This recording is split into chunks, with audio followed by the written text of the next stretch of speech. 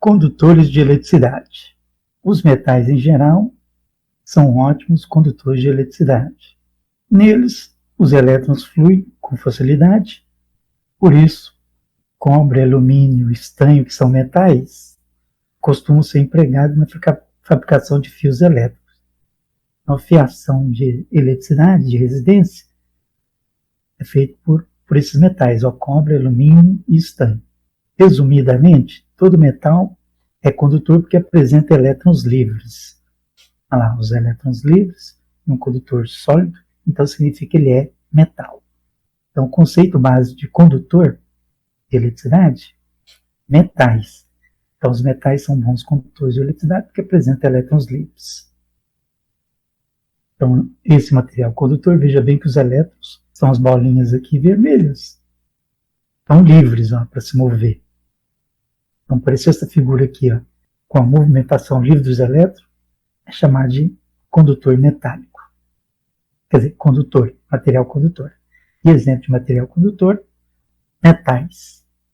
Outro exemplo de material condutor é ácido, base e sais. Então, ácido, base e sais, quando dissolvido em água, um ácido HA, quando dissolvido em água, produz um íon negativo, que é o ânion, e um íon positivo, que é o cátion. Aí, fechando o circuito, ó, a lâmpada acende. Então, quanto maior o brilho da lâmpada, mais forte é o ácido e a base. Vamos visualizar isso. Ácido forte, ó.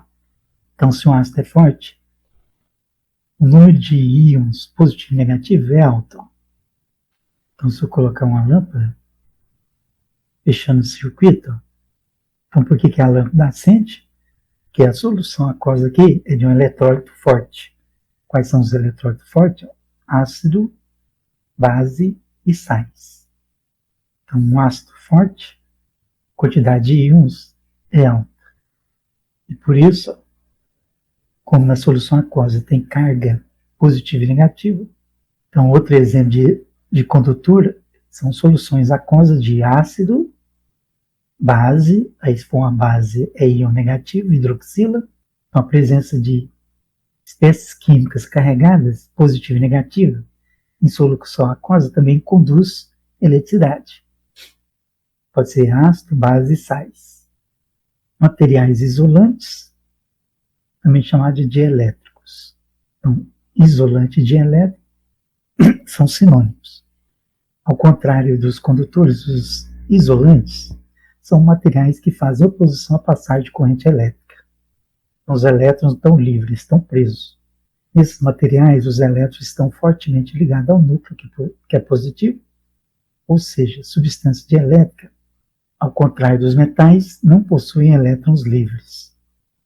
Exemplo de isolante, nós temos madeira, isopor, plástico, composto iônico no estado sólido, que são chamados de redes cristalinas.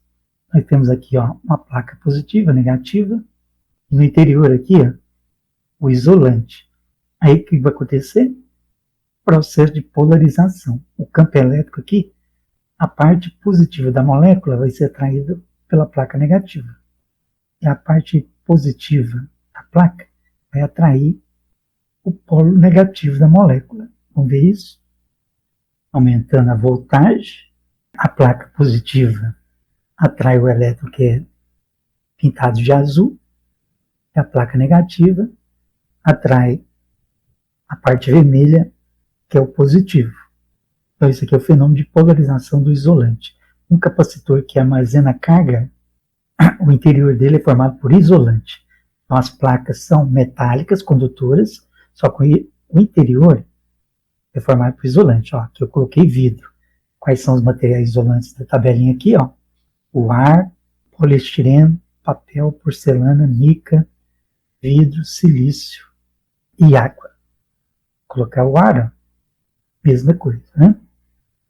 Então, o capacitor, a função dele é armazenar a carga, aumentando a tensão elétrica.